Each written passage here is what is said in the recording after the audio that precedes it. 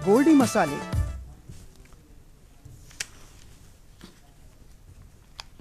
नमस्कार, मुद्दे की बात में आप सभी का स्वागत है। मैं हूं आपके साथ गरिमा वाजपेयी और आज मुद्दे की बात में बात करेंगे गांव में गुंडा राज कब मिलेगा इंसाफ की।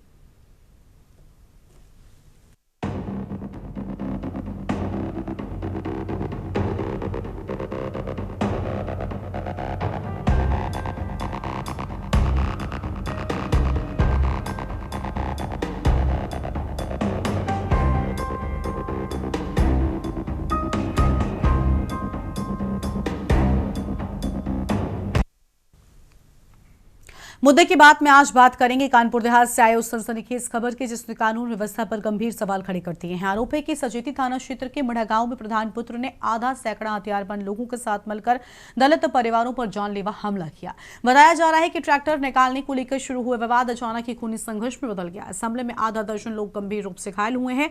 सबसे बड़ा सवाल कि क्या गांव की सत्ता का मतलब अब कानून से ऊपर होना है? क्या दबंगई के दम पर न्याय को कुचला जा सकता है? और अगर पुलिस कमिश्नर को फोन करने के बाद ही थाना हरकत में आता है तो आम आदमी भला किसके भरोसे जिए?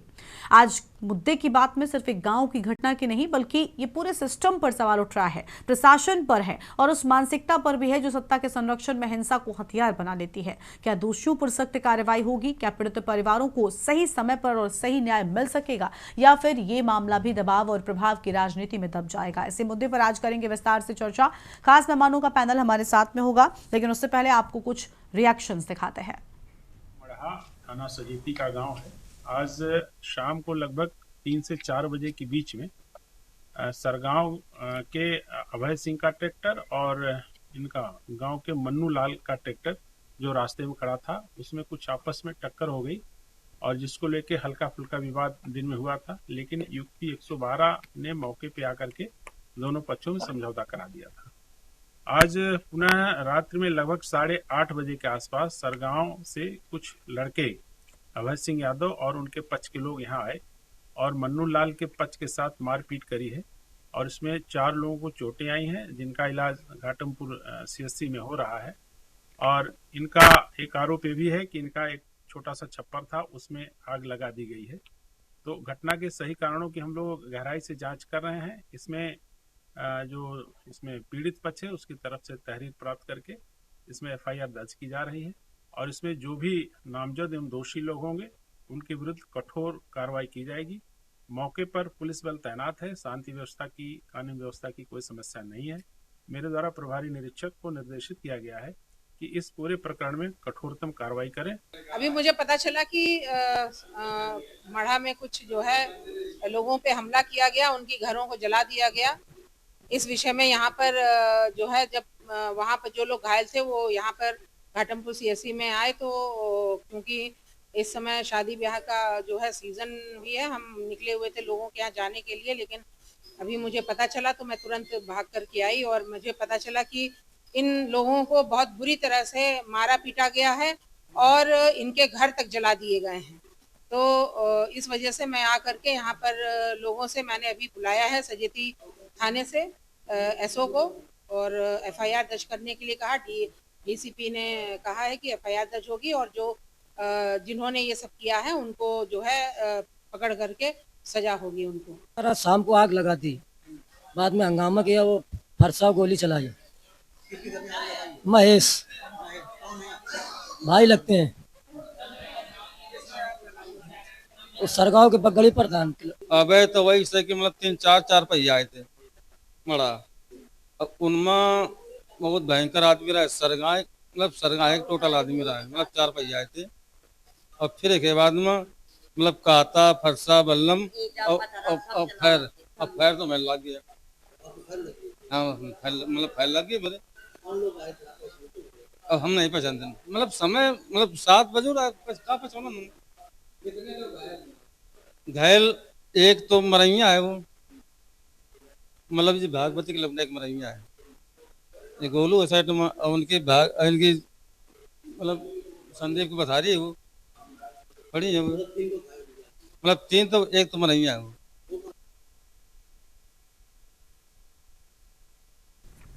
और इसी मुद्दे पर आज करेंगे विस्तार से चर्चा। खास मेहमानों का पैनल हमारे साथ में जुड़ चुका है। हमारे साथ में श्याम सलोनी वशिष्ठ जी, बीजेपी के नेता हमारे साथ में हैं। जयप्रकाश जी हैं, पूर्व आईपीएस अधिकारी, और डॉक्टर रामविलास भारती, सामाजिक चिंतक है।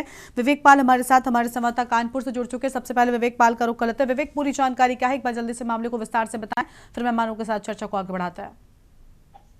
जी, मैं आपको बता दूं कि यही वो मड़ा गांव है, यही वो घर है पीड़िता का, जहां पर रात को दबंगों ने यहाँ पे अपने साथ करके उत्पाद मचा और उसके आग लगा दी। यही वो है जहाँ पे पूरी घटनाक्रम यहाँ पे अंजाम लगा। उसके बाद मौके पे फरार हो गए थे और कहीं ना कहीं जिस तरीके से प्रशासन के सवाल कर रहे थे थाना ने और उसी के साथ गंभीर चोटें देखते हुए रिमांड कर दिया गया था, लेकिन वो उनको कराने से उनको कानपुर जाने में समस्या रही, जिसको लेकर के हमारे साथ उनके परिजन है, उनसे ही बात कर लेते हैं। क्या बात है, क्या घटना हुई थी रात में? क्या हुआ था दादा? कितने कितने हुई थी? और किसको मारा?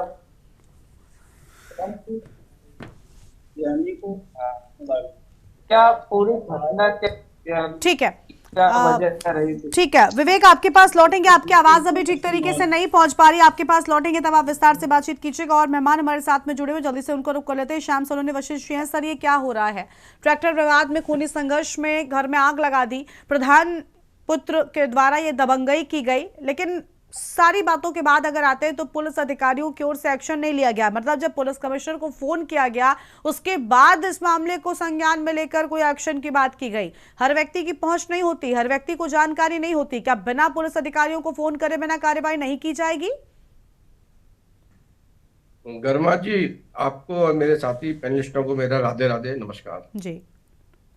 देखिए गर्मा जी, मैंने वीडियो भी देखा और थोड़ा सा खराब लगा, क्योंकि जबरदस्ती जब सरकार जीरो टॉलरेंस की हमारी बात करती है तो इस तरीके से एक दलित कहो या गरीब कहो, बेसहारा कहो, उनके झोपड़ियों में छप्पर में आग लगा देना, कानून को हाथ में लेना, ये बहुत गलत है। और वहाँ के अधिकारियों को चाहिए, हालांकि अधिकारी मौके पर पहुंचे थे, जैसा अभी इंस्पेक्टर ने बतलाया था, डीसीपी महोदय ने, अधिकारी पहुंचे थे वहां पर, उन्होंने समझौता भी हो गया था दोनों पक्षों में। उसके बाद झगड़ा हुआ है। अब वो विषय तो जांच का है, लेकिन चूंकि आग लगी है, किसी को आपने घर से बेघर कर दिया है, तो निश्चित तौर पर यह संगीन धाराओं में अपराध पंजीकृत होना चाहिए, वहां के स्थानीय प्रशासन को करना चाहिए। और मैं समझता हूँ भारतीय जनता पार्टी शीर्ष नेतृत्व, हमारी सरकार इस पर संज्ञान लेगी, निश्चित तौर पर लेगी। और जो भी दबंग हैं जिन्होंने हरकत की है, एक गरीब के घर को जलाया है, मारा पीटा है, और उनके खिलाफ सख्त कार्रवाई होगी। आप देखेंगे कि बहुत चंद घंटों के अंदर वो जेल में जाएंगे और वो छूटने वाले नहीं है, निश्चित तौर पर जेल जाएंगे। कोई भी कैसा भी रसूख वाला व्यक्ति हो, कितना भी उसके अप्रोच हो, उसको जेल तो जाना पड़ेगा, क्योंकि गरीब घर को जलाना आप किसी को आश्रय दे नहीं सकते हैं। जहां मोदी जी, योगी जी गरीबों के लिए, समाज के लिए इतना करते हैं, आप किसी घर उजाड़ कैसे रहे हो, वो भी प्रधान होने के बाद? जिनका वोट आप ले रहे हो, जिनके वोट से आप प्रधान बन रहे हो, तो निश्चित तौर पर ये भारतीय जनता पार्टी को बदनाम करने वाले लोग हैं। किसी भी कीमत पर इनको बख्शा नहीं जाएगा, उनके खिलाफ कार्रवाई होगी। आप देखेंगे कल की परसों की न्यूज जब आप चलाएंगे तो इसमें आप पाएंगे कि यहाँ इनके खिलाफ कार्रवाई हुई है और सख्त कार्रवाई हुई है। ठीक है, चलिए लौटते हैं आपके पास में। लेकिन बड़ी बात यह कि कार्रवाई, देखिए, अगर कार्रवाई पुलिस कमिश्नर को फोन करने के बाद ही होगी तो हर व्यक्ति या हर मामले में तो उम्मीद करना बिल्कुल गलत ही होगा। खैर, जयप्रकाश जी हमारे साथ में हैं, पूर्व आईपीएस अधिकारी हैं। बहुत स्वागत सर आपका। सर, पूरे मामले में पुलिस ने तब एक्शन लिया जब पुलिस कमिश्नर साहब को फोन किया गया। क्यों आखिर ऐसी लापरवाही बरती जा रही है और पुलिस का इस्तेकबाल जो है वो भी कम हो रहा है? शायद यही वजह है कि इस तरीके से गाँव में गुंडाराज कायम हो रहा है। देखिए गर्मा जी, जो बात आपने बताया, यदि पुलिस कमिश्नर साहब को फोन करने के बाद सक्रिय हो रही तो ये पूरी तरह गलत बात है। आज की तारीख में हर आदमी को 112 या 100 नंबर पता है कि यदि उसको हम कॉल करेंगे तो पुलिस 10 से 15 मिनट में आ जाएगी। वहां किन परिस्थितियों में पुलिस नहीं पहुंच पाई, ये भी एक जांच का विषय है। चाहे घटना जिसने भी सूचना दी होगी, आग लगी होगी, तो निश्चित रूप से किसी न किसी ने पुलिस को कॉल किया होगा, और कॉल करने के बाद पुलिस नहीं गई तो ये पूरी तरह गलत बात है। पुलिस को तुरंत कार्रवाई करनी चाहिए। गर्मी का मौसम आ रहा, आग लगी है तो आग पूरे गांव में फैल सकती है, ये बड़ी घटना का रूप ले सकती है, इसलिए दोषी पुलिसकर्मियों के खिलाफ कार्रवाई होनी चाहिए। ठीक है, लौटेंगे सर आपके पास में। डॉक्टर रामविलास भारती जी हमारे साथ में है, सामाजिक चिंतक हैं, बहुत स्वागत सर आपका। सर पूरे मामले पर क्या कहना चाहेंगे? दलित परिवार पर जिस तरीके से हमला किया गया, मारपीट की गई, लोग मरणासन्न स्थिति में पहुंच चुके हैं, घायलों की स्थिति चिंताजनक बनी हुई है, घर में आग लगा दी, इतनी हिमाकत भला कैसे करने की जरूरत कर ली इन लोगों ने, और क्यों आखिर एक्शन नहीं हुआ, क्या कहना चाहेंगे आप?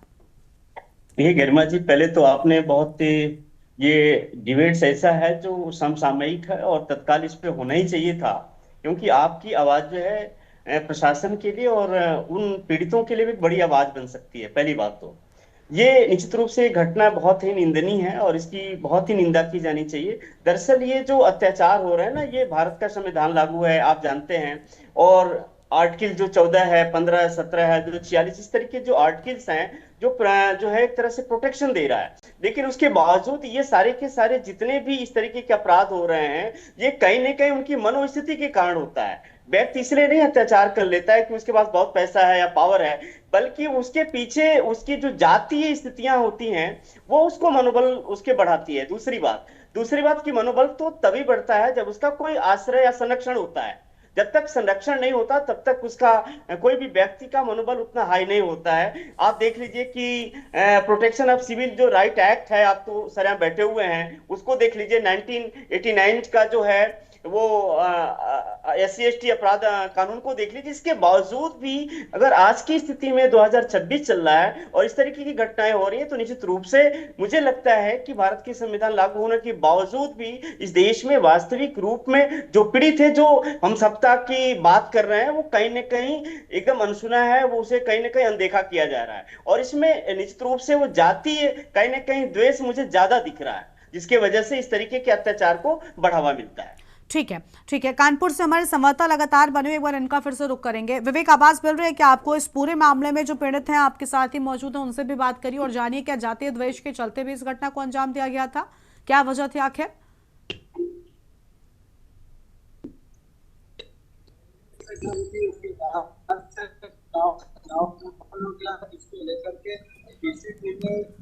पुलिस कर्मियों की तैनाती भी की थी, किसी प्रकार की आगे कोई घटना की पुनरावृत्ति न हो सके इसको लेकर के। और जो गांव के लोग हैं वो भयभीत है। यह जिस जगह पे हम खड़े हुए हैं, ये वही घटनाक्रम है जहाँ पे पूरी घटना हुई थी, और इसी रास्ते से जो हमलावर थे वो भाग के निकले हुए थे, और ये जो सामने से रास्ता है यहीं से आए थे और अपने साथियों के साथ यही गाड़ियां खड़ी की थी, और अचानक से लोगों पे हमला किया था और उसके बाद घर में आग लगा दी थी। प्रशासन का कहना है कि जो घटना की जांच की जा रही है, आरोपियों की तलाश लेकर के पुलिस गठित कर दी गई है, लगातार लेकर के तबीज दे रही है, जैसे ही गिरफ्तार किया जाएगा उनको सलाखों के पीछे भेजने का काम करेगी। जी ठीक है विवेक, लौटते हैं आपके पास में और मेहमानों के पास फिर से चलेंगे, लेकिन उससे पहले मुद्दे की बात में एक छोटे से ब्रेक के लिए आप रुक रहे हैं, फौरन लौटेंगे। आप देख रहे हैं के न्यूज, खबरों का सारथी।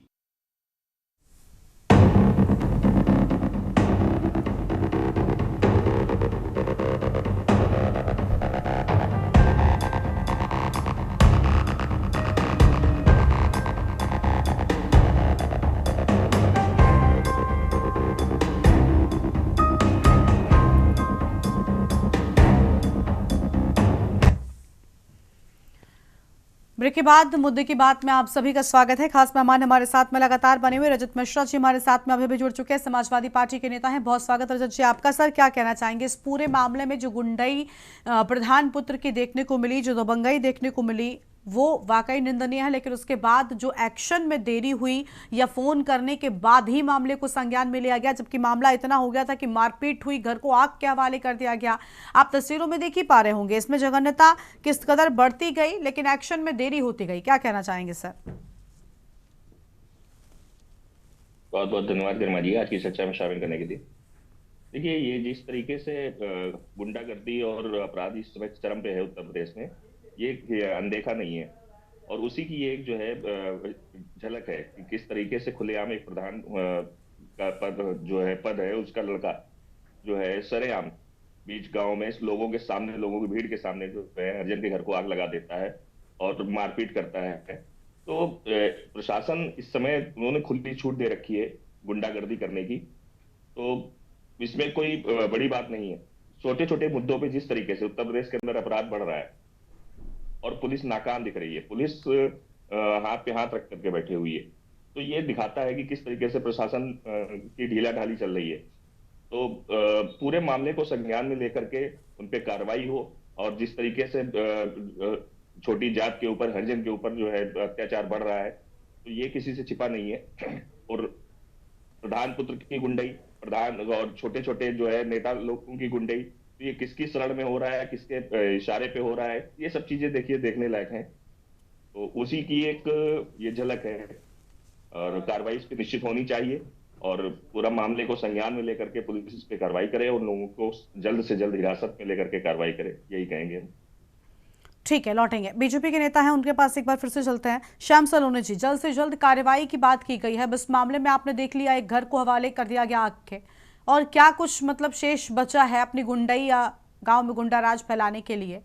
इतनी हिमाकत के बाद भी अब तक बड़ा एक्शन नहीं हो सका है। आप कह रहे हैं कि एक्शन 1-2 दिन में हो जाएगा, लेकिन आखिर अब तक वो लोग पूरी तरीके से पुलिस की गिरफ्त में क्यों नहीं है?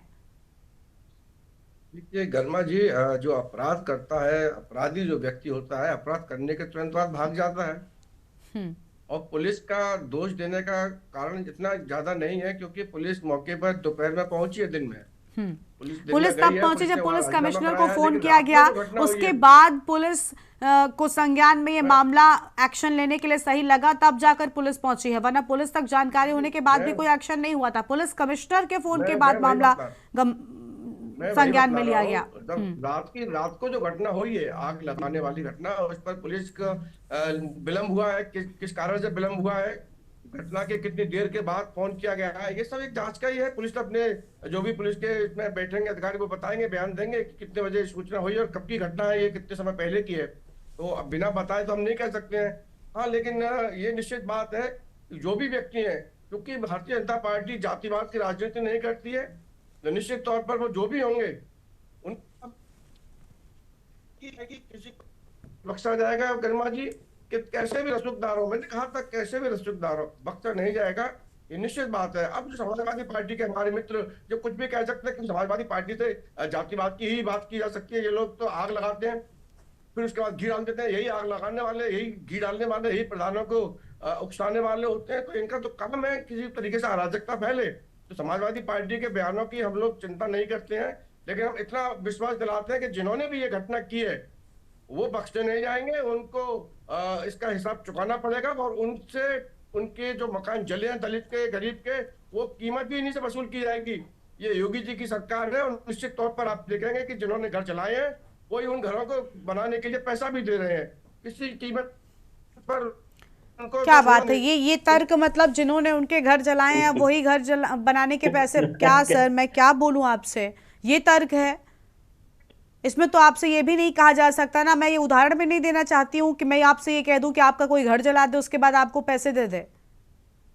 नहीं, मेरा मतलब कहने का ये है कि जो लोग ऐसी हरकत करके एक शख्स गंभीर रूप से घायल है, एक शख्स गंभीर रूप से घायल है, मरणासन स्थिति में है, उसके भी पैसे मिल जाएंगे, मुआवजा मिल जाएगा, राहत परिवार को मान ली जाए, काफी है।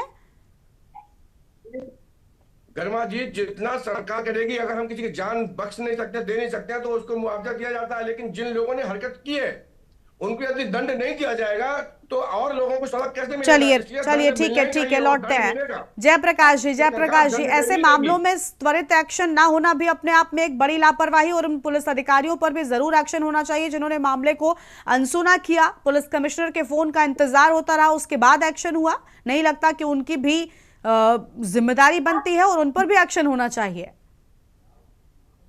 देखिए गर्मा जी, आपने बहुत सही बात कही। मैंने पहले भी आपके प्रश्न के उत्तर में यही बात कही थी कि सरकार की तरफ से पुलिस विभाग को इतनी जो व्यवस्था और सुविधाएं प्रदान की जाती हैं, आज की तारीख में आप देखिए कि हर 3 किलोमीटर 4 किलोमीटर पुलिस की एक गाड़ी खड़ी रहती है, उसमें 4 कर्मचारी बैठे रहते हैं और गाड़ियों की कंडीशन बहुत अच्छी रखी जाती है जिससे वो कहीं रास्ते में खराब न हो जाए, समय से पहुंच सके।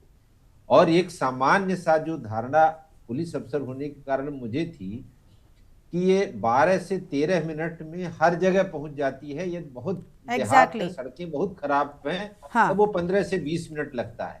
और पब्लिक में भी ये अवेयरनेस है कि वो 100 नंबर को 112 नंबर को कॉल करें जिससे पुलिस पहुंच जाती है। अब पुलिस पहुंचने के बाद यदि कार्रवाई नहीं हो रही है तो ये बहुत ही दुखद है और किन परिस्थितियों में नहीं हुई ये सीनियर अफसरों को देखा जाना है। और जहां तक रही दूसरी बात, ये सूचना के बाद भी पुलिस कार्रवाई नहीं कर रही है, तो जो एट्रोसिटी एक्ट है उसमें बकायदा प्रोविजन है कि किसी पुलिस अफसर द्वारा सूचना दिए जाने के बाद भी अपने दायित्व का निर्वहन नहीं किया जाता है तो उसके खिलाफ भी कार्रवाई हो सकती है, मुकदमा बनता है। तो निश्चित रूप से जो सीनियर अफसर हैं वो इन सारी चीजों को देखेंगे और पीड़ित को जल्दी से जल्दी न्याय दिलाएंगे, यही हम सबकी और कानून की मंशा है। चलिए लौटते हैं सर आपके पास में, ठीक है। रामविलास भारती जी का एक बार फिर शुरू कर लेते हैं। रामविलास जी, अभी जयप्रकाश जी ने, श्याम सलोने, वशिष्ठ जी ने जो बात कही, क्या कहेंगे आप उस पर, क्या रिएक्शन था? निश्चित रूप से मैं एक तो सर की बातों का मैं इस बार समर्थन करते हुए, और आपने बहुत अच्छी बात कही कि किसी का घर जलाओ और उसे मुआवजा बदले में दे दो, तो ये तो बड़ा विचित्र बात है। मैं इस पे बस इतना ही कहूंगा कि जो भी अभी उत्पीड़न और अत्याचार के आंकड़े अगर उठा के गिरमा जी आप देख लें तो सबसे अधिक जाति आधार पे जो है ये अत्याचार और उत्पीड़न हुए हैं, जबकि इस देश में एक से एक अच्छे कानून बने हुए हैं, लेकिन अच्छे कानून के बावजूद भी अगर उसको फॉलो नहीं किया जा रहा तो ये निश्चित रूप से उनकी मंशा पे सवाल खड़ा करता है कि आप किस रूप में इसमें डेमोक्रेसी को बनाना चाहते हैं जिसमें से कोई अत्याचार न हो और इस तरीके के उत्पीड़न न हो। तो मुझे लगता है कि यहाँ कहीं ना कहीं अगर एक आंकड़ा देख लिया जाए एनसीआरबी की, तो जो 2023 में 15,130 के आसपास जो अत्याचार हुए हैं या जो उत्पीड़न हुए हैं उसमें सबसे अधिक जो है 23% जो हमारा उत्तर प्रदेश का है।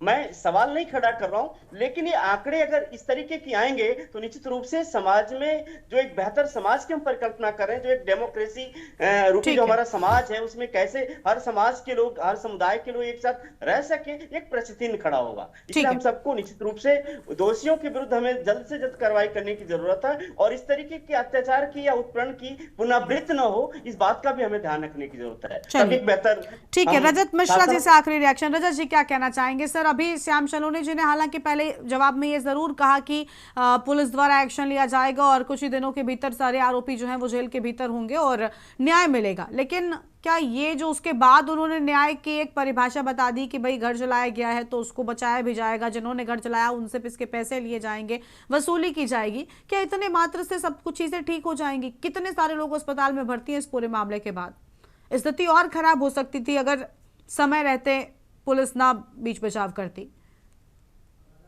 देखिए गरिमा जी, जो सरकार चल रही है वो जो है भ्रष्टाचार, जीरो टॉलरेंस की बात करती है गुंडागर्दी पे और भ्रष्टाचार पे, और उस सरकार में जिस तरीके से जो है योगी जी बड़ी बड़ी बातें करते हैं कि नहीं गुंडागर्दी जो है बिल्कुल खत्म हो गई, अपराध मुक्त हो गया है। पहले जो है सपा के साथ सरकार में आप बोल चुके हैं, लेकिन चूंकि समाजवादी पार्टी खत्म है, आप न्यूज़पेपर नहीं पढ़ते हैं, आप न्यूज़पेपर नहीं पढ़ते हैं, न्यूज़पेपर नहीं पढ़ते हैं, आप न्यूज़पेपर नहीं। चलिए जाइए, आपस में चर्चा नहीं कीजिए, आपस में चर्चा नहीं, जल्दी से रजत जी जल्दी से आप प्लीज क्लोजिंग कैसी बात करते हैं भाई। हाँ देखिए, जिस तरीके से उत्तर प्रदेश के हालात हैं वो किसी से छिपे नहीं है और कहीं पे कोई भी कार्रवाई नहीं होती, प्रशासन हाथ पे हाथ धर करके बैठा हुआ है और ये पूरा जो है अपराध युक्त प्रदेश हो चुका है भारतीय जनता पार्टी के राज में। कल गोरखपुर के अंदर 8 साल की बच्ची के साथ रेप हो जाता है, कल की घटना है श्याम सलोने जी, और आज जो है एक दलित का घर फूंक दिया जाता है। कहाँ पुलिस सो रही है भाई?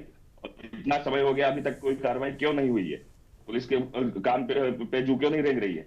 कितना समय चाहिए भाई कार्रवाई पुलिस को? होगी, आप कार्रवाई होगी और आप देखिएगा आप ही के लोग निकलेंगे। कब होगी? चलिए आपस में आरोप लगाना बंद कर दीजिए। किसी के भी लोग हो, एक्शन होना चाहिए। फिलहाल एक्शन लेने की अगर जिम्मेदारी आप सत्ता पक्ष में है तो आप कर सकते हैं।